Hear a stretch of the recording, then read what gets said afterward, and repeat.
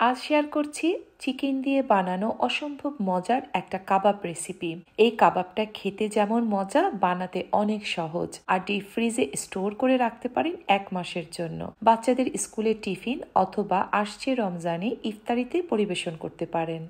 রেসিপির জন্য এখানে 2 কাপ পরিমাণে আলু সেদ্ধ করে খুব ভালো করে ম্যাশ করে নিয়েছি। এখন এই ম্যাশ করা আলুটাকে একটা বলে ট্রান্সফার করে নিলাম।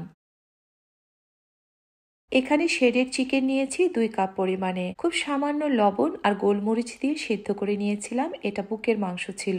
এখানে দিয়ে দিলাম আধা কাপ পরিমাণে কুচানো পেঁয়াজ। আর এখানে দিয়ে দিচ্ছি আধা চা চামচ ভাজা জিরার গুঁড়া, আধা চা চামচ চিলি ফ্লেক্স দিয়ে দিলাম, আধা চা চামচ কাশ্মীরি লাল মরিচের গুঁড়ো দিলাম, আধা চা চামচ গরম মশলার গুঁড়া দিলাম, স্বাদ মতো লবণ দিয়ে দিলাম, 1 চা চামচ পরিমাণে লেবুর রস দিলাম। আর এখানে কিছু কাঁচামরিচ কেটে নিয়েছি, ঝালটা আপনারা কমিয়ে বাড়িয়ে নিতে পারেন।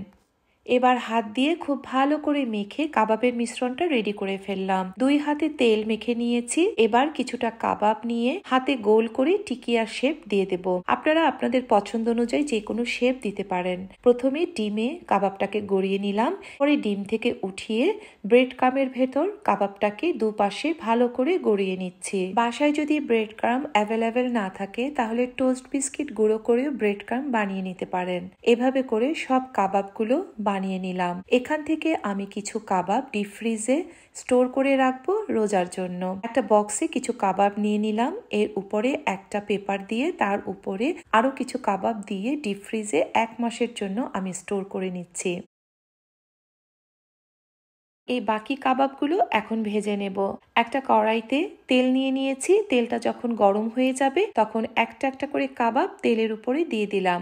এক সাইড যখন গোল্ডেন কালার হয়ে যাবে তখন কাবাবটাকে উল্টে অপর সাইডও গোল্ডেন কালার করে ভেজে নিলাম। অসম্ভব মজার এই কাবাবটা পরিবেশন করতে পারেন টমেটো কেচাপের সাথে অথবা যে কোনো ফেভারিট ডিপের সাথে। সবাই ভালো থাকবেন।